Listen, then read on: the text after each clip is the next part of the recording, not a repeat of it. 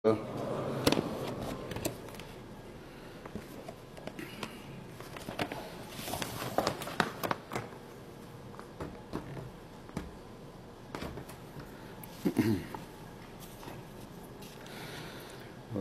أن لا إله إلا الله وحده لا شريك له وأشهد أن محمدا عبده ورسوله أما بعد فأعوذ بالله من الشيطان الرجيم بسم الله الرحمن الرحيم الحمد لله رب العالمين الرحمن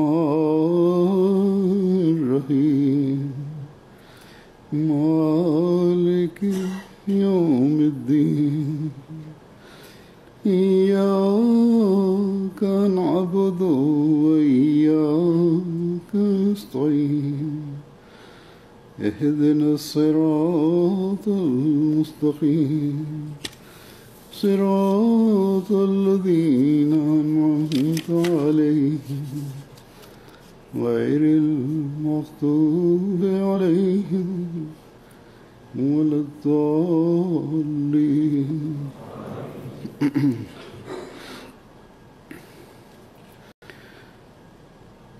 اللہ تعالیٰ کا یہ ہم پر بڑا احسان ہے کہ اس نے ہمیں اپنے فضل سے حضرت مسیح علیہ الصلوۃ والسلام کو ماننے کی توفیق عطا فرمائی۔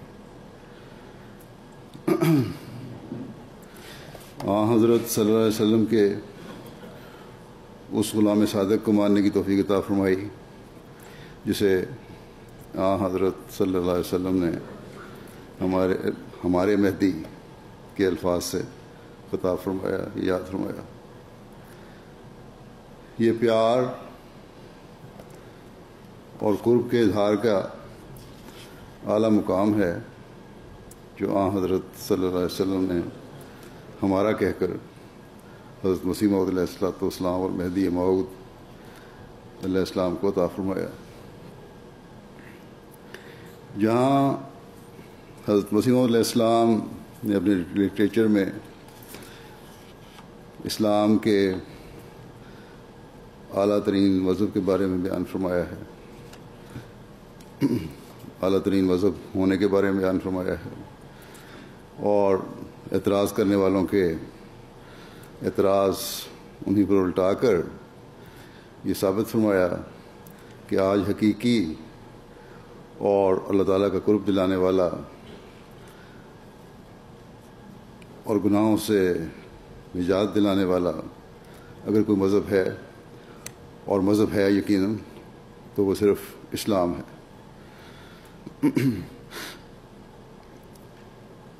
وہاں اپنوں کی تربیت کے لیے بھی بے شمار تقاریر،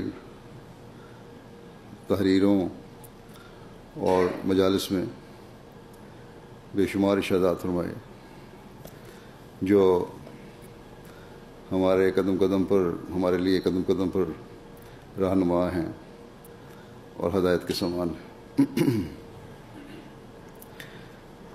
آپ نے اپنے ماننے والوں کو بڑے درد کے ساتھ بیعت کا حق ادا کرنے اور حقیقی مومن بننے کی طرف رہنمائی فرمائی،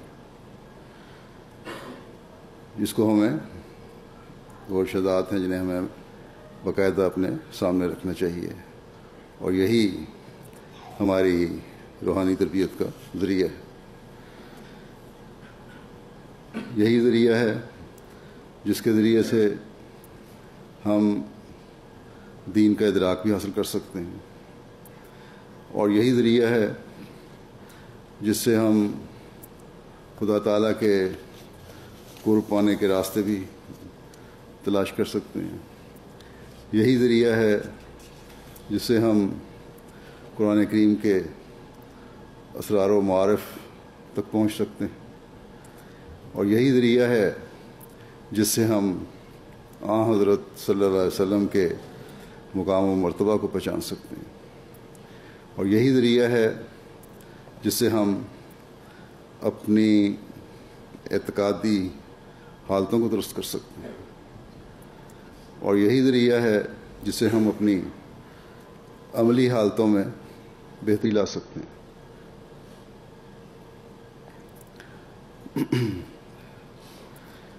یہ بڑی بدقسمتی ہوگی اگر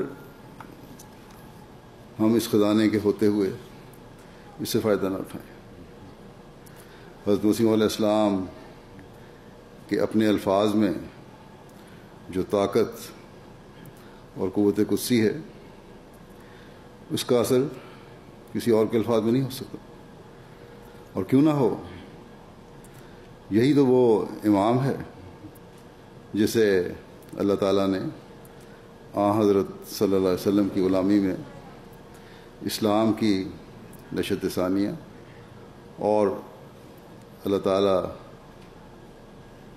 کا قرب حاصل کرنے کے لیے اس زمانے میں بھیجا ہے۔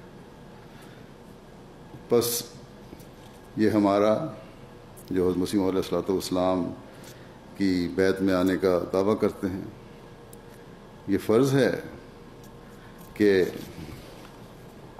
آپ کے الفاظ کو پڑھیں، سنیں اور ان پر عمل کرنے کی کوشش کریں، اپنی حالتوں کو اس معیار پر لے کے آئیں جس کی حضرت مسیح علیہ الصلوۃ والسلام نے ہم سے توقع کی ہے۔ اس وقت میں آپ کو چند ارشادات پیش کروں گا جو ہماری زندگیوں کا لائحہ عمل ہے، ایک مقصد ہے جو آپ نے ہمیں ہمارے سامنے رکھا اور بیان فرمایا کہ ایک احمدی کا کیا معیار ہونا چاہیے، اسے کیسا ہونا چاہیے۔ آج کل کی مادی دنیا میں ان باتوں کی اہمیت بہت زیادہ بڑھ جاتی ہے، جبکہ ہم میں سے بعض کی ترجیحات بھی دنیا کی طرف زیادہ ہو گئی ہیں، اور دین کو اتنی اہمیت نہیں دی جاتی۔ اعتقادی لحاظ سے ہم احمدی مسلمان کہتے ہیں اپنے آپ کو، لیکن عملی کمزوریاں ہمیں بہت زیادہ پیدا ہو رہی ہیں۔ ان ارشادات کی روشنی میں ہر کوئی اپنا جائزہ لے سکتا ہے کہ ہم کہاں کھڑے ہیں اور ہمیں کہاں ہونا چاہیے۔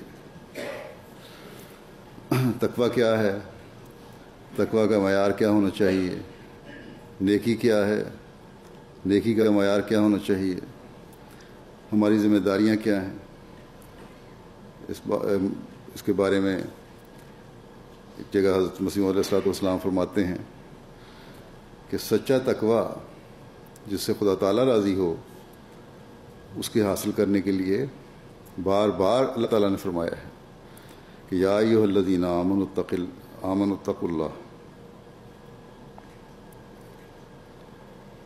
کہ اے ایمان لانے والو اللہ کا تقویٰ اختیار کرو، اور پھر یہ بھی کہا کہ ان اللہ مع الذین اتقوا والذین هم محسنون، یعنی اللہ تعالیٰ ان کی حمایت اور نصرت میں ہوتا ہے جو تقویٰ اختیار کریں۔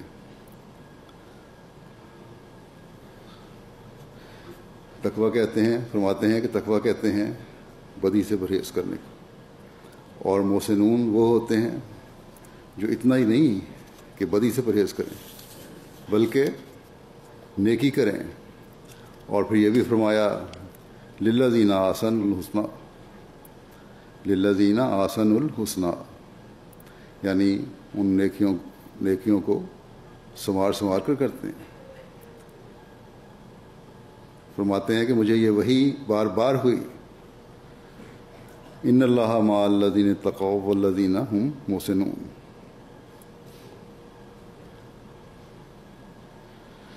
اور اتنی مرتبہ ہوئی ہے کہ میں گن نہیں سکتا، خدا جانے، آپ فرماتے ہیں خدا جانے 2000 مرتبہ ہوئی ہو۔ اس سے غرض یہی ہے کہ تا جماعت کو معلوم ہو جاوے کہ صرف اس بات پر ہی فریفتہ نہیں ہونا چاہیے کہ ہم جماعت میں شامل ہو گئے، یا صرف خوش خیالی ایمان سے راضی ہو جاؤ۔ اللہ تعالیٰ کی معیت اور نصرت اسی وقت ملے گی جب سچا تقویٰ اور پھر نیکی ساتھ ہو۔ فرمایا یہ فخر کی بات نہیں کہ انسان اتنی بات پہ خوش ہو جائے، مثلا کہ وہ زنا نہیں کرتا، یا اس نے خون نہیں کیا، کسی کو قتل نہیں کیا، چوری نہیں کی، یا کوئی فرماتے ہیں یہ کوئی فضیلت ہے کہ برے کاموں سے بچنے کا فخر حاصل کرتا ہے؟ یہ کوئی بات نہیں ہے، اس کی کوئی اہمیت نہیں ہے کہ ہم برے کاموں سے بچے ہوئے ہیں۔ فرماتے ہیں کہ دراصل وہ جانتے ہیں کرنے والا اگر یہ کام نہیں کرتا، وہ جانتا ہے تو چوری کرے گا تو قانون کی روح سے زندہ میں جاوے گا، یعنی قید ہوگا، پکڑا جائے گا، سزا ملے گی۔ فرماتے ہیں کہ اللہ تعالیٰ کے نزدیک اسلام ایسی چیز کا نام نہیں ہے کہ برے کام سے پرہیز کرے، اتنا اسلام نہیں، بلکہ جب تک بدیوں کو چھوڑ کر نیکیاں اختیار نہ کرے وہ اس روحانی زندگی میں زندہ نہیں رہ سکتا۔ نیکیاں بطور غذا کے ہیں، جیسے کوئی شخص بغیر غذا کے زندہ نہیں رہ سکتا، اسی طرح جب تک نیکی اختیار نہ کرے تو کچھ نہیں۔ بدیاں چھوڑو، نیکیاں کرو تو تب روحانی زندگی ملتی ہے۔ بعض برائیاں کس طرح انسان کی زندگی پر اثر انداز ہوتی ہیں جو انسان محسوس بھی نہیں کر رہا ہوتا، لیکن ایک وقت میں وہ انہی کی وجہ سے اللہ تعالیٰ کی پکڑ میں آ جاتا ہے۔ اس کے بارے میں بیان فرماتے ہوئے آپ فرماتے ہیں کہ بعض گناہ موٹے موٹے ہوتے ہیں، مثلا جھوٹ بولنا، زنا کرنا، خیانت کرنا، جھوٹی گواہی دینا اور اتلاف حقوق، لوگوں کے حق مارنا، شرک کرنا وغیرہ۔ لیکن بعض گناہ ایسے ہیں، باریک ہوتے ہیں کہ انسان ان میں مبتلا ہوتا ہے اور سمجھتا ہی نہیں، جوان سے بوڑھا ہو جاتا ہے مگر اسے پورا پتہ نہیں لگتا کہ گناہ کرتا ہے، عمر گزر جاتی ہے گناہ کرتے ہوئے، چھوٹے چھوٹے گناہ سمجھتا ہے، پتہ نہیں لگ رہا ہوتا۔ مثلا مثال دی آپ نے، گلہ کرنے کی عادت ہے، شکوہ کرنا، چھوٹی چھوٹی باتوں پر رنج کا اظہار کرنا، اس کی ادھر باتیں کرنا، اس نے یہ کہہ دیا، اس نے وہ کہہ دیا۔ فرماتے ہیں کہ ایسے لوگ اس کو بالکل ایک معمولی اور چھوٹی سی بات سمجھتے ہیں، حالانکہ قرآن شریف نے اس کو بہت بڑا قرار دیا۔ یہی چھوٹی چھوٹی باتیں جو شکایتیں جو ہیں آخر میں گلہ کرنا، شکوہ کرنا چغلی بن جاتا ہے، اس لیے قرآن شریف نے اس کو بہت بڑا قرار دیا۔ چنانچہ فرمایا ایحب احدکم ان یاکل لحم اخیہ میتا، خدا تعالیٰ اس سے ناراض ہوتا ہے کہ انسان ایسا کلمہ زبان پر لاوے جس سے اس کے بھائی کی تحقیر ہو۔ اللہ تعالیٰ نے فرمایا تم اس بات کو پسند کرتے ہو کہ تم اپنے مردہ بھائی کا گوشت کھاؤ،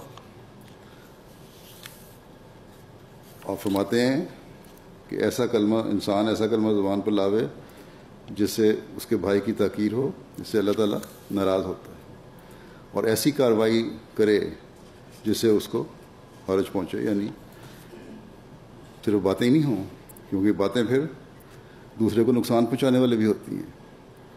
شکوے اور گلے شروع ہوتے ہیں، ایک دوسرے کی بدنیاں شروع ہوتی ہیں، چغلیاں کرنے شروع ہوتی ہیں، اور پھر انسان ایسی حالت پہنچ جاتا ہے جہاں وہ یہ کوشش کرتا ہے کہ دوسرے کو نقصان بھی پہنچائے۔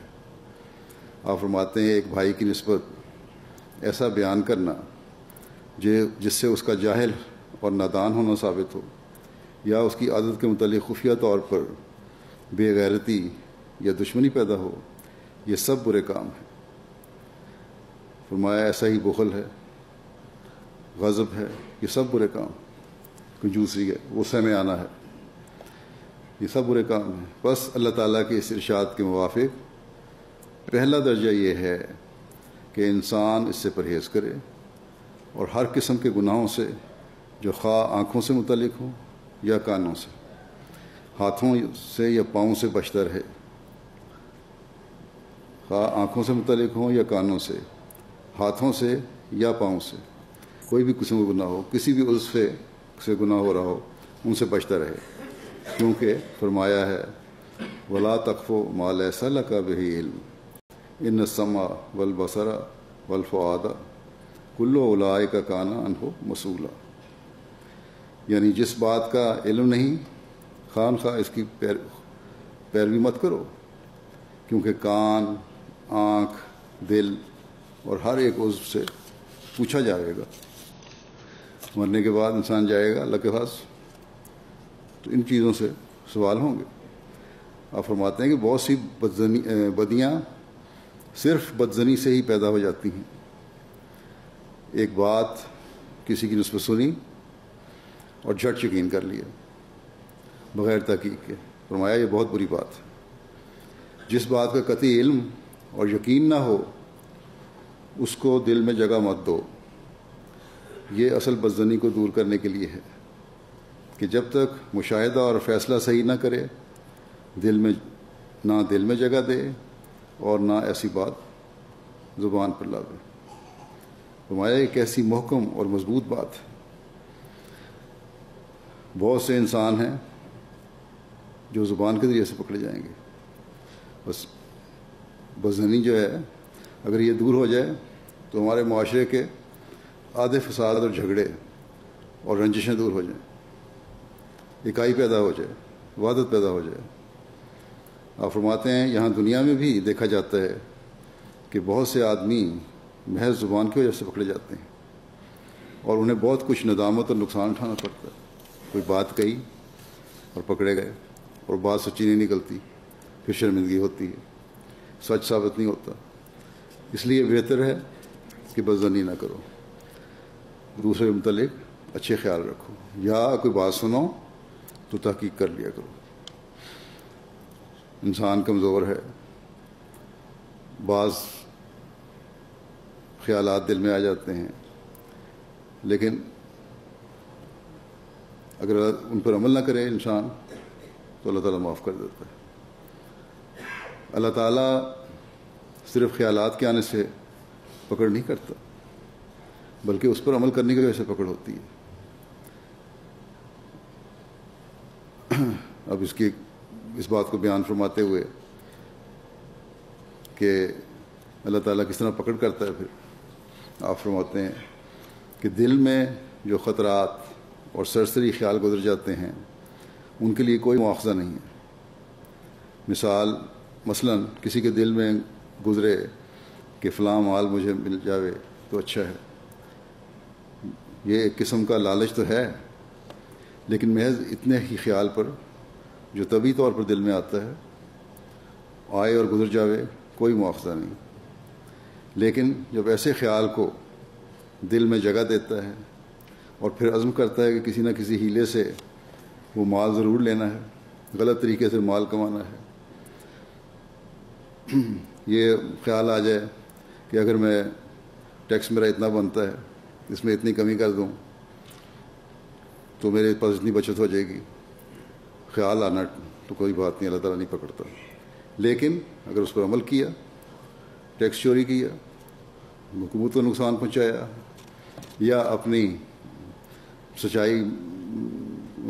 نہیں بولا، اپنے چندوں کو میں اپنی آمد کو کم لکھوایا، تو پھر اللہ تعالیٰ پکڑتا ہے۔ اور وہ بہت سارے ایسے تجربے ہیں، بہت سارے لوگوں کی مثالیں ہیں جن کی پھر آمدنی بھی اس طرح آہستہ آہستہ کم ہو جاتی ہے اور اسی سطح پر آ جاتی ہے جس پہ وہ اپنی آمدنی ظاہر کر رہا ہوتا ہے، اللہ تعالیٰ کے حضور قربانی میں بھی اور حکومت کے حق ادا کرنے میں بھی۔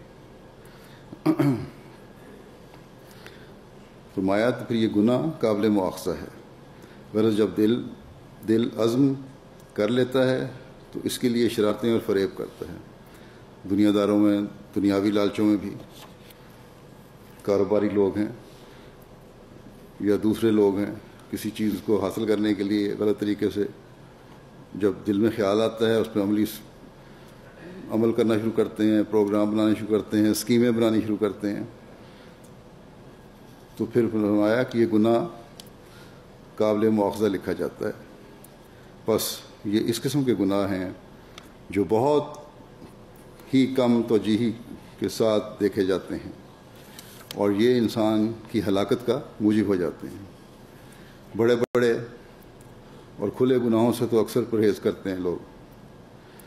بہت سے آدمی ایسے ہوں گے، آپ فرماتے ہیں کہ بہت سے آدمی ایسے ہوں گے جنہوں نے کبھی خون نہیں کیا ہوگا، کسی کو قتل نہیں کیا ہوگا، نقب زنی نہیں کی، چوری نہیں کی، ڈاکہ نہیں ڈالا یا اور اس قسم کے بڑے گناہ نہیں کیے، لیکن سوال یہ ہے کہ وہ لوگ کتنے ہیں جنہوں نے کسی کا گلہ نہیں کیا، کوئی شکوہ نہیں کیا، کسی کے پیچھے کوئی بات نہیں کی، بدزنی نہیں کی، وہ لوگ کتنے ہیں؟ یا کسی اپنے بھائی کی حد تک کر کے اس کو رنج نہیں پہنچایا، کسی کو جذباتی ٹھیس نہیں پہنچائی، یہ لوگ کتنے ہیں؟ یا جھوٹ بول کر خطا نہیں کی۔ اب جھوٹ کی بھی بڑی قسمیں ہیں۔ اللہ تعالیٰ نے مسلمانوں کو تو یہ کہا ہے، ایک مومن کو، کہ ہلکا سا بھی جھوٹ نہیں بولنا، تمہاری ہر بات میں سچائی ہونی چاہیے۔ فرماتے ہیں یا کم از کم دل کے خطرات پر استقلال نہیں کیا، جو بھی دل میں پیدا ہوتی ہیں باتیں ان پر پھر قائم نہیں رہے اگر، تو یہ کیسے کتنے لوگ ہوں گے ایسے؟ آپ فرماتے ہیں کہ میں یقیناً کہہ سکتا ہوں کہ ایسے لوگ بہت ہی کم ہوں گے جو ان باتوں کی رعایت رکھتے ہیں، جنہوں نے کسی کو رنج نہ پہنچایا ہو، کسی کا شکوہ نہ کیا ہو، بدزنی نہ کی ہو، جھوٹ نہ بولا ہو، دل میں خیالات برے نہ لائے ہوں۔ ایسے فرماتے ہیں ایسے بہت کم لوگ ہوں گے جو ان باتوں کی رعایت رکھتے ہوں اور خدا تعالیٰ سے ڈرتے ہیں۔ یہ سب کام اگر نہیں کرتے تو اس وجہ سے نہیں کرتے کہ اللہ تعالیٰ کا ڈر اور خوف ہے، ورنہ آپ فرماتے ہیں ورنہ کثرت سے ایسے لوگ ملیں گے جو تقریباً جھوٹ بولتے ہیں اور ہر وقت ان کی مجلسوں میں دوسروں کا شکوہ اور شکایت ہوتا رہتا ہے اور وہ طرح طرح سے اپنے کمزور اور ضعیف بھائیوں کو دکھ دیتے ہیں۔ آپ انہیں جائزہ لے لیں اپنی مجالس کا، خود دیکھیں، ہر کوئی نظر آئے گا کہ وہ بیٹھ کے لوگوں کی برائیاں کی جاتی ہیں، تصحیح کی جاتی ہے، چھوٹی چھوٹی باتوں کو چھالا جاتا ہے، اس پر ہنسی ٹھٹا کیا جاتا ہے اور پھر اسی وجہ سے پھر رنجشیں پیدا ہوتی ہیں۔ بس یہ ہے نیکیوں کا معیار، ان چیزوں سے بچنا ہے جس سے ایک مومن کو مومن سے جن کی توقع کی جاتی ہے۔ پھر آپ فرماتے ہیں خدا تعالیٰ فرماتا ہے کہ پہلا مرحلہ یہ ہے کہ انسان تقوی اختیار کرے۔ فرمایا میں اس وقت برے کاموں کی تفصیل بیان نہیں کر سکتا، قرآن شریف میں اول سے آخر تک اوامر اور نواہی اور احکام الہی کی تفصیل موجود ہے، کیا کام کرنے ہیں کیا نہیں کرنے، ان کی تفصیل قرآن کریم میں موجود ہے، اور ایک مومن کو قرآن شریف پڑھنا چاہیے اور سمجھنا بھی چاہیے۔ فرمایا کہ اور کئی 100 شاخیں مختلف قسم کے احکام کی بیان کی ہیں۔ خلاصتاً یہ کہتا ہوں کہ خدا تعالیٰ کو ہرگز منظور نہیں کہ زمین پر فساد کریں۔ اللہ تعالیٰ دنیا پر وحدت پھیلانا چاہتا ہے، لیکن جو شخص اپنے بھائی کو رنج پہنچاتا ہے، ظلم اور خیانت کرتا ہے، وہ وحدت کا دشمن ہے۔ اکائی نہیں پیدا ہو سکتی اس سے، محبت نہیں پیدا ہو سکتی، بھائی چارہ نہیں پیدا ہو سکتا۔ فرمایا کہ وہ وحدت کا دشمن ہے۔ جب تک یہ بد خیال دل سے دور نہ ہوں کبھی ممکن نہیں کہ سچی وحدت پھیلے، اس لیے اس مرحلے کو سب سے اول رکھا ہے۔ ایک جماعت ہونے میں یہی برکت ہے کہ ایک اکائی قائم ہو، وحدت قائم ہو، اور یہی مقصد ہے حضرت مسیح علیہ السلام کے آنے کا، اور یہی مقصد تھا مہدی موعود کے آنے کا، کہ مسلمانوں کو ایک ہاتھ پہ اکٹھا کریں، امت واحدہ بنائیں۔ پھر آپ فرماتے ہیں کہ یہ بھی عموماً دیکھا گیا ہے کہ اکثر لوگ ایک مجلس میں بیٹھے ہوئے جب اس قسم کی باتوں کو سنتے ہیں تو ان کے دل متاثر ہو جاتے ہیں اور وہ اچھا بھی سمجھتے ہیں، لیکن جب اس مجلس سے یعنی کہ نیکی کی باتیں جو سنتے ہیں کی جا رہی ہیں، اس کو خطبہ دیا جا رہا ہے، بیٹھے ہیں لوگ سن رہے ہیں، دل متاثر ہو جاتے ہیں، بعضوں کے اکثریت کے ہوتے ہیں، مجھے لکھتے بھی رہتے ہیں لوگ۔ لیکن فرمایا لیکن جب اس مجلس سے الگ ہوتے ہیں اور اپنے احباب اور دوستوں سے ملتے ہیں تو پھر وہی رنگ ان میں آ جاتا ہے اور ان سنی ہوئی باتوں کو یکدم بھول جاتے ہیں، جو نیکی کی باتیں سن کے آتے ہیں انہیں بھول جاتے ہیں۔ اس لیے میں کہتا ہوں کہ بار بار ہمیں یہ باتیں دہرانی چاہیے اور سامنے رکھنی چاہیے تاکہ بھولنے سے پہلے یاد دہانی ہو جائے۔ اور فرمایا کہ وہی پہلا طرز عمل اختیار کرتے ہیں، اس سے بچنا چاہیے۔ جن صحبتوں اور مجلسوں میں ایسی باتیں پیدا ہوں ان سے الگ ہو جانا ضروری ہے، اور ساتھ ہی یہ بات یاد رکھنی چاہیے کہ ان تمام بری باتوں کے اجزاء کا علم ہو، کیونکہ طلب شے کے لیے علم کا ہونا سب سے ضروری ہونا سب سے اول ضروری ہے۔ یعنی کسی چیز کی آدمی خواہش کر رہا ہو اور اس کی طلب کر رہا ہو تو اس کے لیے ضروری ہے کہ اس کا علم بھی ہو کہ وہ چیز ہے کیا، اچھی ہے یا بری ہے۔ اچھائی کا بھی علم ہونا چاہیے اور برائی کا بھی علم ہونا چاہیے، تاکہ اگر بری ہے تو چھوڑ دے اور اچھی ہے تو اس کو اپنا لے۔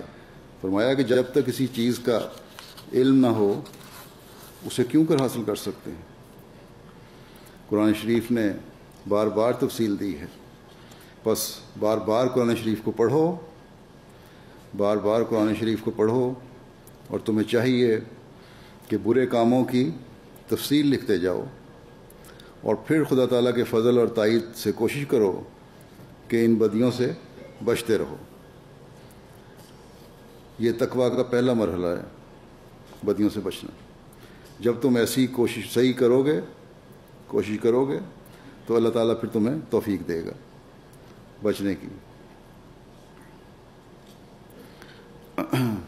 اور وہ کافوری شربت تمہیں دیا جائے گا جس سے تمہارے گناہ کے جذبات بالکل سرد ہو جائیں گے۔ کافور کے بارے میں حکما کہتے ہیں کہ جذبات کو ٹھنڈا کرنے کے لیے یہ استعمال ہوتا ہے، لوگ کرتے ہیں، دوائیوں میں بھی استعمال ہوتا ہے۔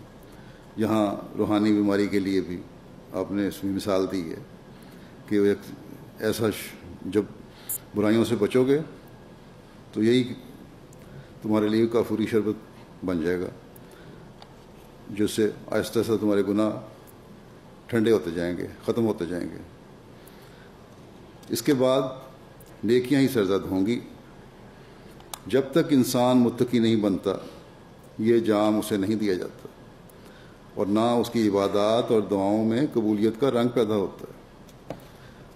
عبادتوں اور دعاؤں کو قبول کروانا ہے تو اس کے لیے بنیادی چیز یہی ہے کہ انسان برائیوں سے رکے اور نیکیوں کو اپنائے۔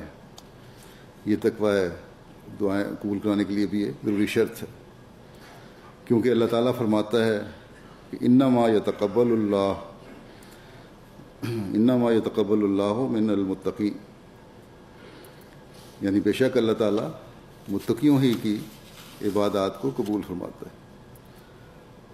یہ بالکل سچی بات ہے کہ نماز روزہ بھی متقیوں کا ہی قبول ہوتا ہے، اور ان عبادات کی قبولیت کیا ہے، اس سے مراد کیا ہے، اس کی وضاحت کرتے ہوئے فرمایا کہ نماز کی قبولیت سے مراد یہ ہے کہ نماز کے اثرات اور برکات نماز پڑھنے والے میں پیدا ہو گئے ہیں، اور جب تک وہ برکات اور اثرات پیدا نہ ہوں تو نری ٹکرے ہیں۔ فرمایا کہ اس نماز اور روزہ سے کیا فائدہ جب کہ اس مسجد میں نماز پڑھی اور وہیں کسی دوسرے کی شکایت اور گلہ کر دیا۔ لوگ پوچھتے ہیں کہ کیا پتہ لگے ہمیں کہ اللہ تعالیٰ نے قبول کی ہے کہ نہیں نماز، یا عبادت، تو اس کی نشانی یہی ہے کہ نمازوں کے بعد، عبادتوں کے بعد دیکھنا چاہیے کہ بڑی اور چھوٹی برائیاں ہم سے دور ہو رہی ہیں، ان سے نفرت پیدا ہو رہی ہے، ہمارے اندر نیکیاں کرنے کی طرف توجہ زیادہ پیدا ہو رہی ہے، سچائی کی طرف ہمارے قدم بڑھ رہے ہیں۔ اگر نہیں تو پھر اس کا مطلب یہ ہے، فرمایا کہ وہ پھر یہ ٹکرے ہیں۔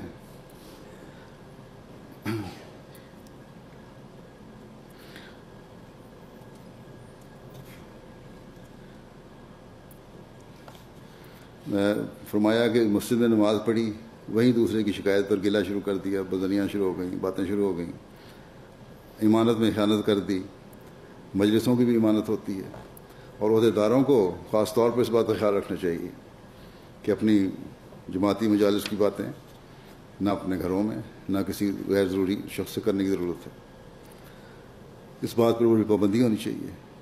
بہت ساری باتیں اسی لیے پیدا ہوتی ہیں، فتنے اس لیے پیدا ہوتے ہیں کہ اپنی امانت کی باتیں باہر نکل رہی ہوتی ہیں۔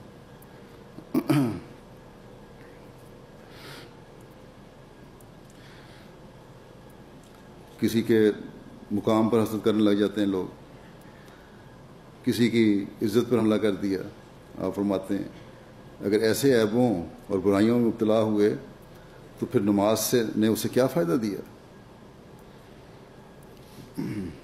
بہت سے نوجوان ہیں، مجھے ذاتی طور پہ پتہ لگتا رہتا ہے، لکھتے بھی رہتے ہیں، بعض عہدیداروں اور اپنے بڑوں کی ایسی باتیں دیکھ کر ہی جماعت سے پہلے آہستہ آہستہ دور ہٹے، مسجد سے دور ہٹے، پھر عبادت سے دور ہٹے، پھر اللہ تعالیٰ سے بھی دور ہو جاتے ہیں۔ پھر ایسی نمازیں نہ تو یہ کہ نہ صرف نماز پڑھنے والوں کو کوئی فائدہ نہیں پہنچاتی، بلکہ بعض لوگوں کو نقصان بھی پہنچ رہا ہوتا ہے ان سے۔ بس اگر اگلی نسل کو سنبھالنا ہے تو سب سے پہلے بڑوں اور عہدیداروں کو اپنے اندر تقویٰ پیدا کرنے کی ضرورت ہے۔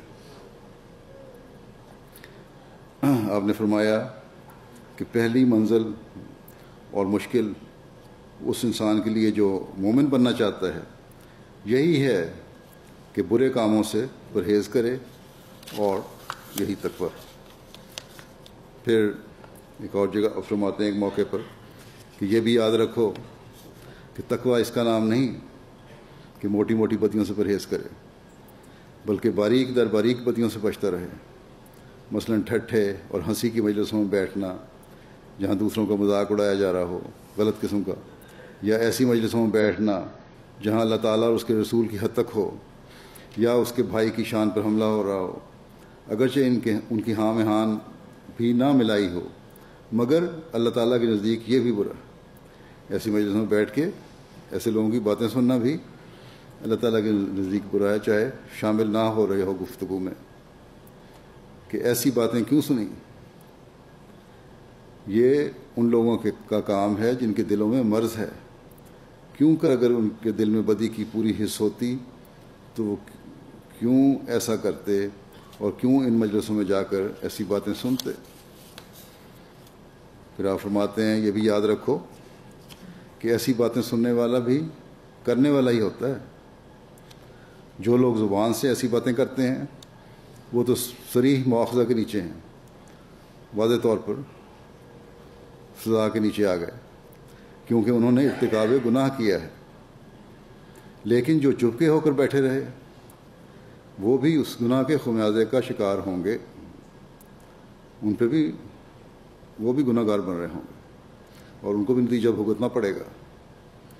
اس حصے کو بڑی توجہ سے یاد رکھو۔ آپ فرماتے ہیں کہ اس حصے کو بڑی توجہ سے یاد رکھو اور قرآن شریف کو بار بار پڑھ کر سوچو، کہ اللہ تعالیٰ کے حکم ہے، اس لیے بہت یاد رکھنے کی چیز ہے۔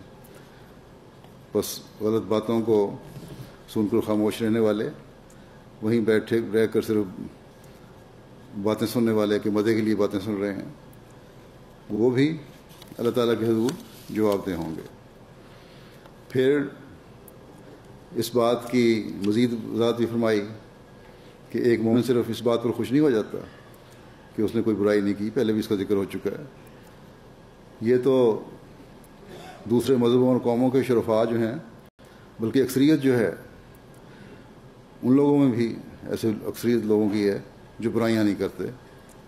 چنانچہ آپ فرماتے ہیں کہ بعض لوگ ہندوؤں، عیسائیوں اور دوسری قوموں میں پائے جاتے ہیں جو بعض گناہ نہیں کرتے، مثلاً بعض جھوٹ نہیں بولتے، کسی کا مال ناحق نہیں کھاتے، قرضہ دبا نہیں لیتے بلکہ واپس کرتے ہیں، معاملات میں معاشرت میں بھی پکے ہوتے ہیں. مگر خدا تعالیٰ فرماتا ہے کہ اتنی ہی بات نہیں جس سے وہ راضی ہو جاوے. بدیوں سے بچنا چاہیے اور اس کے بالمقابل نیکی کرنی چاہیے. اس کے بغیر مخلصی نہیں. جو اس پر مغرور ہے کہ وہ بدی نہیں کرتا وہ نادان ہے. اسلام انسان کو اسی حد تک نہیں پہنچاتا اور چھوڑتا، بلکہ وہ دونوں شکیں پوری کرانا چاہتا ہے کہ یعنی بدیوں کو تمام و کمال چھوڑ دو اور نیکیوں کو پورے اخلاص سے کرو. جب تک یہ دونوں باتیں نہ ہوں نجات نہیں ہو سکتی. آپ فرماتے ہیں، میں پھر جماعت کو تاکید کرتا ہوں کہ تم تقوی طہارت میں ترقی کرو تو اللہ تعالیٰ تمہارے ساتھ ہوگا. ان اللہ مع الذین اتقوا والذین هم محسنون. یقیناً اللہ تعالیٰ ان لوگوں کے ساتھ ہے جنہوں نے تقوی کا طریق اختیار کیا اور جو نیکیاں کرنے والے ہیں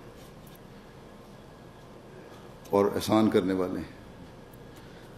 فرمایا خوب یاد رکھو کہ اگر تقوی اختیار نہ کرو گے اور اس نیکی سے جسے خدا چاہتا ہے کثیر حصہ نہیں لو گے تو اللہ تعالیٰ سب سے اول تم ہی کو ہلاک کرے گا، کیونکہ تم نے ایک سچائی کو مانا ہے اور پھر عملی طور سے اس کے منکر ہوتے. یعنی زمانے کے امام کو مانا ہے، یہ دعویٰ کیا کہ ہم باقی مسلمانوں سے بہتر ہیں اور نیکیوں پر چلنے والے ہیں، لیکن عملی طور پر اگر تقویٰ نہیں تو اس سے انکار ہو رہا ہے. اس بات پر ہرگز بھروسہ نہ کرو اور مغرور مت ہو کہ بیعت کر لی ہے. جب تک پورا تقویٰ اختیار نہ کرو گے ہرگز نہ بچو گے. خدا تعالیٰ کا کسی سے رشتہ نہیں، نہ اس کو کسی کی رعایت منظور ہے. جو ہمارے مخالف ہیں وہ بھی اسی کی پیدائش ہیں اور تم بھی اسی کی مخلوق. جو مخالفین ہیں وہ بھی اللہ تعالیٰ کی مخلوق ہیں، ہم بھی اللہ تعالیٰ کی مخلوق ہیں. صرف اعتقادی بات ہرگز کام نہ آئے گی جب تک تمہارا قول اور فعل ایک نہ ہو. اعتقاد تو دوسرے مسلمانوں کو بھی یہی ہے کہ خدا تعالیٰ ایک ہے، حضرت صلی اللہ علیہ وسلم خاتم النبیین ہیں، قرآن کریم آخری شرعی کتاب ہے. یہ تو اعتقاد ہمارا بھی ہے، ان کا بھی. لیکن اگر قول اور فعل میں تضاد ہے صرف اعتقاد کام نہیں آئے گا. اصل چیز عمل ہے جس کی ہمیں کوشش کرنی چاہیے. بس اسلام لانا کافی نہیں، احمدی ہونا کافی نہیں، اپنے آپ کو اللہ تعالیٰ کے حکموں کے مطابق ڈھالنا ضروری ہے اور حقیقی مومن بننا جس کی اللہ تعالیٰ ہم سے توقع رکھتا ہے. پھر آپ فرماتے ہیں خدا تعالیٰ چاہتا ہے کہ عملی راستی دکھاؤ، یعنی عملی طور پر سچائی کو ظاہر کرو تا وہ تمہارے ساتھ ہو. رحم، اخلاق، احسان، اعمال حسنہ، ہمدردی اور فروتنی اور عاجزی میں اگر کمی رکھو گے تو مجھے معلوم ہے اور بار بار میں بتلا چکا ہوں کہ سب سے اول ایسی ہی جماعت ہلاک ہوگی. فرمایا کہ موسیٰ علیہ السلام کے وقت جب اس کی امت نے خدا تعالیٰ کے حکموں کی قدر نہ کی تو باوجود ہے کہ موسیٰ ان میں موجود تھا مگر پھر بھی بجلی سے ہلاک کیے گئے. تو پھر آپ فرماتے ہیں کہ تمہارا کیا خیال ہے کہ تم میری بیعت کر کے بچ جاؤ گے صرف؟ پھر دین کو دنیا پر مقدم کرنے کی نصیحت کرتے ہوئے آپ فرماتے ہیں صحابہ کا مثال دیتے ہوئے کہ یہ حالت انسان کے اندر پیدا ہو جانا آسان بات نہیں ہے کہ دین کو دنیا میں مقدم کرنا اور تقویٰ پیدا ہونا. کہ خدا تعالیٰ کی راہ میں آپ فرماتے ہیں کہ صحابہ نے جو نمونہ دکھایا وہ کیا تھی؟ خدا تعالیٰ کی راہ میں جان دینے کو آمادہ ہو گئے۔ بس یہ حالت انسان کے اندر پیدا ہو جانا آسان بات نہیں ہے کہ وہ خدا تعالیٰ کی راہ میں جان دینے کو آمادہ ہو جائے، مگر صحابہ کی حالت بتاتی ہے کہ انہوں نے اس فرض کو ادا کیا۔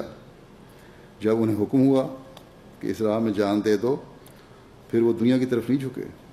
بس یہ ضروری امر ہے کہ تم دین کو دنیا پر مقدم کر لو۔ آج کل میں صحابہ کے خطبات سیرت بیان کر رہا ہوں، بہت سارے عجیب عجیب واقعات سامنے آتے ہیں۔ کس قسم قربانیاں دینے والے تھے، کس طرح نیکیاں پیدا کرنے والے تھے اپنے اندر، کس طرح تقویٰ میں بڑھنے والے تھے، کیا عبادتوں کے معیار تھے، اسی لیے کہ ہمارے سامنے وہ نمونے آ جائیں جن کے بارے میں حضرت صلی اللہ علیہ وسلم نے فرمایا ہے کہ یہ صحابہ جو میرے ہیں یہ ستاروں کی مانند ہیں، جس کے پیچھے بھی چلو گے وہ تمہیں صحیح رستے کی طرف لے جائے گا۔ بس وہ یہ ہمارے لیے اسوہ حسنہ ہے۔ آپ فرماتے ہیں کہ یاد رکھو، اب جس کا اصول دنیا ہے پھر وہ اس جماعت میں شامل ہے، خدا تعالیٰ کے نزدیک وہ اس جماعت میں نہیں ہے۔ اللہ تعالیٰ کے نزدیک وہی اس جماعت میں داخل اور شامل ہے جو دنیا سے دستبردار ہے۔ یہ فرماتے ہیں، اس کی وضاحت بھی آگے کر دی کہ یہ کوئی مت خیال کرے کہ میں اس خیال سے تباہ ہو جاؤں گا، یہ خدا شناسی کی راہ سے دور لے جانے والے خیال ہے کہ دنیا کی طرف نہ گیا تو میں تباہ ہو جاؤں گا۔ فرمایا خدا تعالیٰ کبھی اس شخص کو جو محض اسی کا ہو جاتا ہے ضائع نہیں کرتا، بلکہ وہ خود اس کا متکفل ہو جاتا ہے۔ اللہ تعالیٰ کریم ہے، جو شخص اس کی راہ میں کچھ کھوتا ہے وہی کچھ پاتا ہے۔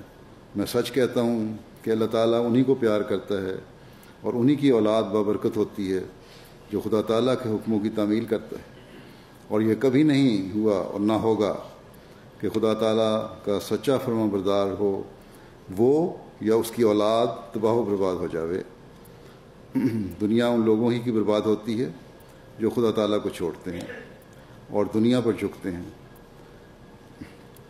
کیا یہ سچ نہیں ہے کہ ہر امر کی تناب اللہ تعالیٰ ہی کے ہاتھ میں ہے؟ اس کے بغیر کوئی مقدمہ فتح نہیں ہو سکتا، کوئی کامیابی حاصل نہیں ہو سکتی، اور کسی قسم کی آسائش اور راحت میسر نہیں آ سکتی۔ فرماتے ہیں کہ دولت ہو سکتی ہے، پیسہ مل جائے، دولت پیسہ آ جائے کسی کے پاس، مگر یہ کون کہہ سکتا ہے کہ یہ پیسہ جو ہے مرنے کے بعد یہ بیوی یا بچوں کے ضرور کام آئے گا؟ بہت ساری مثالیں ایسی ہمارے سامنے آتی ہیں کہ لٹ جاتی دولتیں ان کی مرنے کے بعد۔ فرمایا ان باتوں پر غور کرو اور اپنے اندر ایک نئی تبدیلی پیدا کرو۔ پھر آپ فرماتے ہیں کہ ابھی تک جو تعریف کی جاتی ہے جماعت کی یا احمدیوں کی، وہ خدا تعالیٰ کی ستاری کرا رہی ہے، اللہ تعالیٰ پر پردہ پوشی کر رہا ہے، لیکن جب کوئی ابتلا اور آزمائش آتی ہے تو وہ انسان کو ننگا کر کے دکھا دیتی ہے۔ اس وقت وہ مرض جو دل میں ہوتی ہے اپنا پورا اثر کر کے انسان کو ہلاک کر دیتی ہے۔ اس زمانے کی جو آپ بات کر رہے ہیں اپنے زمانے کی، اس وقت تو تقویٰ اور نیکی کا معیار آج کی نسبت بہت بلند تھا، لیکن آپ کے دل میں اس وقت بھی ایک درد تھا۔ آج ہم اپنی حالتیں دیکھ کر خود جائزہ لے سکتے ہیں کہ کیا حالت ہے ہماری، ہمارا دعویٰ کیا ہے اور ہمارے نیکی کے معیار کیا ہیں۔ پھر اس کی مزید وضاحت فرماتے ہوئے کہ سچا مومن کون ہے، آپ فرماتے ہیں یقیناً یاد رکھو کہ خدا تعالیٰ کے نزدیک وہی مومن اور بیت میں داخل ہوتا ہے جو دین کو دنیا پر مقدم کر لے، جیسا کہ وہ بیت کرتے وقت کہتا ہے۔ اگر دنیا کی اغراض کو مقدم کرتا ہے تو وہ اس اقرار کو توڑتا ہے اور خدا تعالیٰ کے نزدیک وہ مجرم ٹھہرتا ہے۔ فرمایا یقیناً یاد رکھو کہ جب تک انسان کی عملی حالت درست نہ ہو، زبان کچھ چیز نہیں، یہ نری لاف گزاف ہے۔ سچا ایمان وہی ہے جو دل میں داخل ہو اور اس کے اعمال کو اپنے اثر سے رنگین کر دے۔ سچا ایمان ابو بکر اور دوسرے صحابہ رضوان اللہ علیہم اجمعین کا تھا، کیونکہ جنہوں نے اللہ تعالیٰ کی راہ میں مال تو مال، جان تک کو دے دیا اور اس کی پرواہ بھی نہ کی۔ فرمایا مجھے ہمیشہ خیال آتا ہے اور حضرت صلی اللہ علیہ وسلم کی عظمت کا نقش دل پر ہو جاتا ہے، اور کیسی بابرکت وہ قوم تھی، اور آپ کی قوت قدسیہ کا کیسا قوی اثر تھا کہ اس قوم کو اس مقام تک پہنچا دیا۔ غور کر کے دیکھو کہ آپ نے ان کو کہاں سے کہاں پہنچا دیا۔ ایک حالت اور وقت ان پر ایسا تھا کہ تمام محرمات ان کے لیے شیر مادر کی طرح تھے، یعنی ماں کے دودھ کی طرح سب برائیاں کرنے والے تھے۔ چوری، شراب خوری، زنا، فسق و فجور سب کچھ تھا۔ غرض کون سا گناہ تھا جو ان میں نہ تھا، لیکن حضور صلی اللہ علیہ وسلم کے فیض صحبت اور تربیت سے ان پر وہ اثر ہوا اور ان کی حالت میں وہ تبدیلی پیدا ہوئی کہ خود حضرت صلی اللہ علیہ وسلم نے اس کی شہادت دی اور کہا اللہ اللہ فی اصحابی، گویا بشریت کا چولا اتار کر مظہر اللہ ہو گئے، اور ان کی حالت فرشتوں کی سی ہو گئی تھی جو یفعلون ما یؤمرون، یعنی جو کہا جاتا کہتے تھے وہی کرتے ہیں، اس کے مصداق بن گئے۔ ٹھیک ایسی ہی حالت صحابہ کی ہو گئی تھی، ان کے دلی ارادے اور نفسانی جذبات بالکل دور ہو گئے تھے۔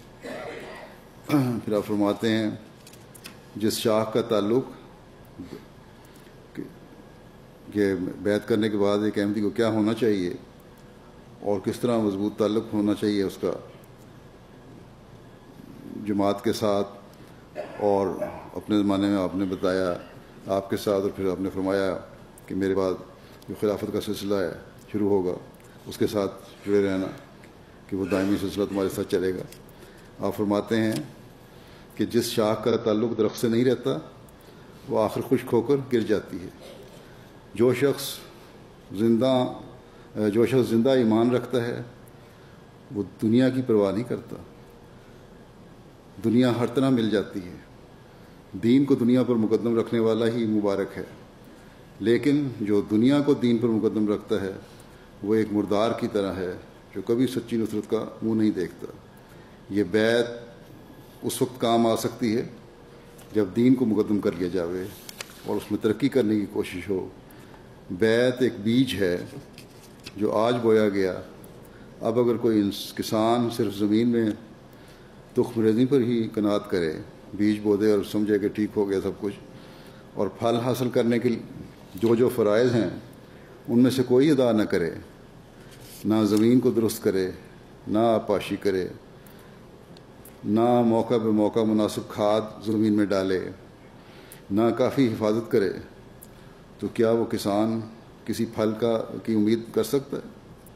یہ علاقہ بھی زراعت کا ہے، بہت سارے لوگ نئے یہاں آنے والے بھی جو آئے ہیں اب ریفیوجی اسٹیٹس پہ یا اسائلم لے کر، وہ بھی دیہاتوں سے بھی آئے ہوئے ہیں، ان کو بھی پتہ ہے کہ اگر بیج بونے کے بعد صحیح نگہداشت نہ کی جائے فصل کی تو اسے پھل نہیں لگتا۔ بس یہاں آنے والوں کو، نئے آنے والوں کو اس حوالے سے میں یہ بھی کہہ دوں کہ اللہ تعالیٰ نے یہاں آپ کے حالات بہتر کیے، مذہبی آزادی دی، عبادت کا حق ادا کر سکتے ہیں اور آزادی سے اپنے مذہب کا اظہار کر سکتے ہیں۔ اس لیے یہ ضروری بھی ہے ہر ایک احمدی کے لیے یہاں جو پاکستان سے خاص طور پہ آئے ہوئے ہیں کہ دین کو دنیا پر مقدم رکھنے کے لیے پوری کوشش کریں اور اللہ تعالیٰ کے احکامات پر عمل کرنے کے لیے اپنی تمام تر طاقتوں کو استعمال کریں۔ حضرت مسیح علیہ السلام فرماتے ہیں کہ اگر جو یہ صحیح نگہداشت نہیں کرے گا اپنے باغ کی یا فصل کی، اس کا کھیت ضرور تباہ اور خراب ہوگا۔ کھیت اسی کا رہے گا جو پورا ذمہ دار بنے گا۔ سو ایک طرح کی تخم ریزی آپ نے بھی کی ہے، آج کی ہے، ان لوگوں کو سمجھا رہے ہیں جو آپ کے سامنے موجود تھے، اور آج ہم ہیں اس کے مخاطب کہ ہم نے بھی بیج بویا ہے، احمدیت قبول کیا ہے۔ خدا تعالیٰ جانتا ہے کہ کس کے مقدر میں کیا ہے، لیکن خوش قسمت وہ ہے جو اس تخم کو محفوظ رکھے اور اپنے طور پر ترقی کے لیے دعا کرتا رہے. مثلا نمازوں میں ایک قسم کی تبدیلی ہونی چاہیے، نمازوں کی طرف توجہ ہونی چاہیے. یہ نہیں کہ ہم نے مسجدیں بنا لیں، مسجدیں بنا لیں تو ان کے حق ادا کرنے کی بھی کوشش چاہیے. پھر ایک بڑی ضروری نصیحت آپ نے جماعت کو کی ہے جو میں پیش کرتا ہوں. آپ فرماتے ہیں آج کل کا زمانہ بہت خراب ہو رہا ہے، قسم قسم کا شرک، بدعت اور کئی خرابیاں پیدا ہو گئی ہیں. بیعت کے وقت جو اقرار کیا جاتا ہے کہ دین کو دنیا پر مقدم کر رکھوں گا، یہ اقرار خدا کے سامنے اقرار ہے. اب چاہیے کہ اس پر موت تک خوب قائم رہے، ورنہ سمجھو کہ بیعت نہیں کی، اور اگر قائم ہو گئے تو اللہ تعالیٰ دین و دنیا میں برکت دے گا، دین میں بھی برکت دے گا، دنیا میں برکت دے گا. اپنے اللہ کے منشا کے مطابق پورا تقوی اختیار کرو. زمانہ نازک ہے، قہر الہی نمودار ہو رہا ہے. جو اللہ تعالیٰ کی مرضی کے موافق اپنے آپ کو بنا لے گا وہ اپنی جان اور اپنی آل اولاد پر رحم کرے گا. فرمایا دیکھو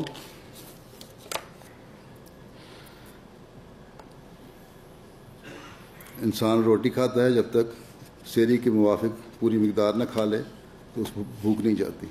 قہر الہی کے بارے میں بھی اب دیکھ لیں. اب فرما رہے ہیں قہر الہی نازل ہو رہا ہے. اب ہم دیکھتے ہیں باقاعدہ یہ اعداد و شمار ہیں کہ دنیا میں جتنے زلزلے اور طوفان اور آفات گزشتہ 100 سال میں آئے ہیں پہلے نہیں آئے. یہاں بھی طوفان آتے رہتے ہیں، بارشیں بھی ہوتی نہیں ہیں اور بے شمار ہو رہی ہیں. ہر دفعہ یہی کہا جاتا ہے کہ 500 سال کی مثال، اتنے سال کی مثال، یہ اتنے دہائیوں کی مثال. یہ کیا ہے؟ سمجھنے کی ضرورت ہے. یہ لوگ تو نہیں سمجھتے دنیا دار ہیں، لیکن ہمیں سمجھنا چاہیے کہ اللہ تعالیٰ کی ناراضگی کے اظہار ہیں. یہ حضرت مسیح علیہ السلام نے وارننگ دی ہوئی ہے کھل کے ان باتوں کے لیے. اس لیے ہمیں اپنی اصلاح کی طرف بھی توجہ کرنی چاہیے اور دنیا کو بھی بتانا چاہیے کہ یہ آفات کوئی معمولی آفات نہیں ہیں. ان کی پیش گوئیاں 100 سال پہلے ہو چکی ہیں اور ان سے بچنے کا ایک ہی طریقہ ہے کہ اللہ تعالیٰ کی طرف آئے انسان. اب بھی اگر ہوش نہیں کیا گیا تو پھر بچنا محال ہے. اسی طرح انسان نے خود اپنے لیے مشکلات پیدا کر لی ہیں. جنگیں ہیں، جنگیں سیڑھی جا رہی ہیں، ظلم کیا جا رہا ہے ایک دوسرے پر، اور اس کا پھر آخری نتیجہ یہی نکلتا ہے کہ ظلم کی انتہا جب اللہ تعالیٰ کے نزدیک جب وہ انتہا کو پہنچ جائے گا، ہمیں تو نظر آ رہا ہے کہ انتہا ہو رہی ہے، لیکن اللہ تعالیٰ بڑی ڈھیل دیتا ہے. جب وہ ظلم انتہا کو اللہ تعالیٰ کے نزدیک پہنچ گیا تو پھر ان ظلم کرنے والی قوموں کی بھی تباہی ہے. اور صرف اسی وقت وہ لوگ ہی بچ سکتے ہیں جس کے بارے میں حضرت مسیح علیہ السلام نے ایک شعر میں فرمایا، آگ ہے پر آگ سے وہ سب بچائے جائیں گے جو کہ رکھتے ہیں خدائے ذو العجائب سے پیار. بس اس طرف بہت توجہ کی ضرورت ہے. اپنے آپ کو بچانے کے لیے بھی، دنیا کو بچانے کے لیے بھی ہمیں بہت کوشش کی ضرورت ہے.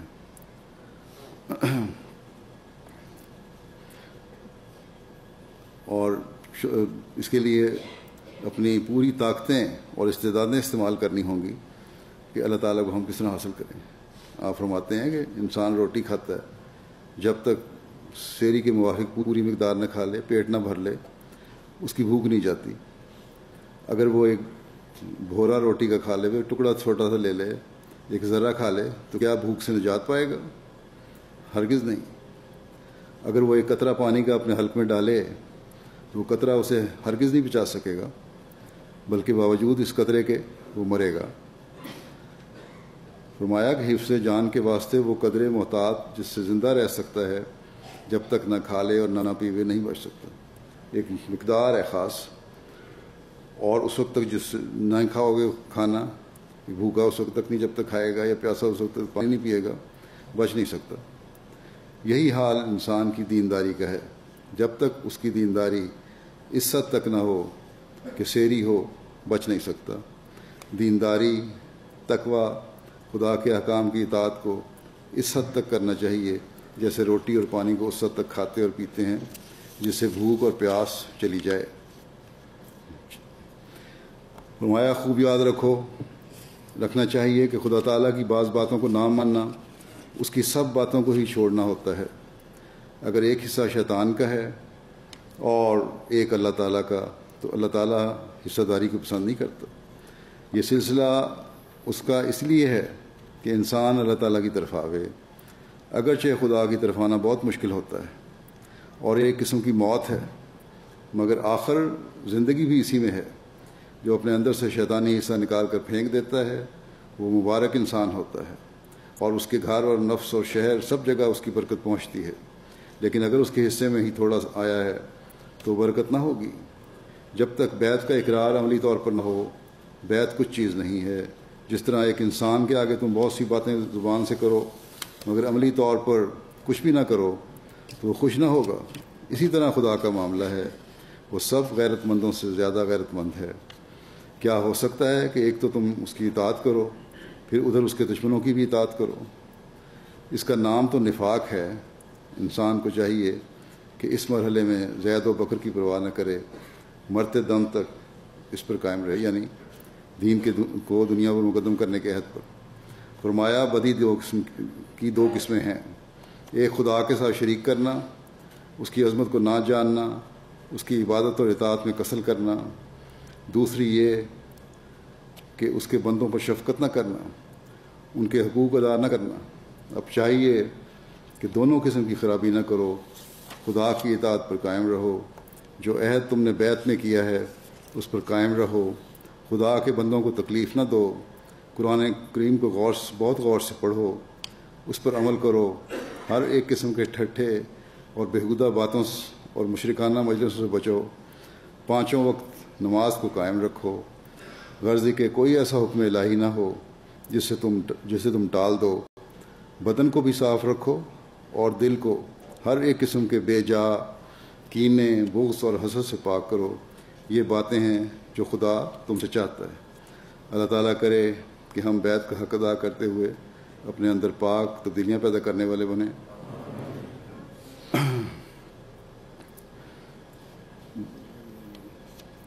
دنیا میں رہتے ہوئے دین کو دنیا پر مقدم کرنے کا عہد پورا کرنے والے ہوں،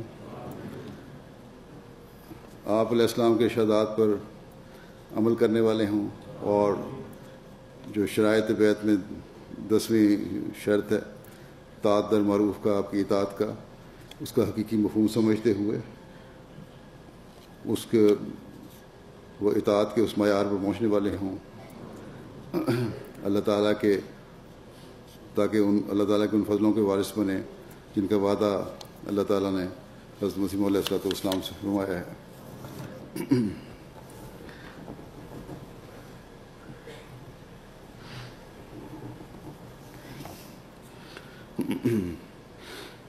الحمد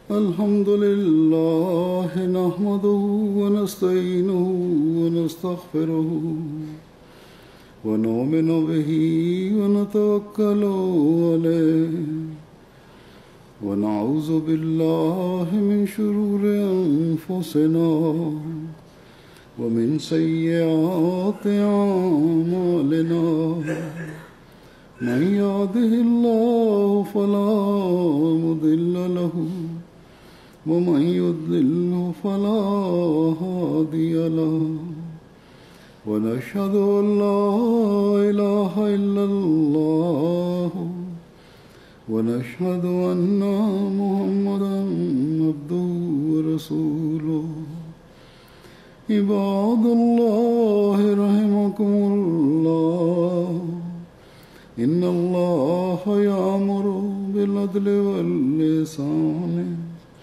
وإيتاء ذي القربى وينهى عن الفحشاء والمنكر والبغي يعظكم لعلكم تذكرون اذكروا الله يذكركم وادعوه يستجب لكم ولذكر الله أكبر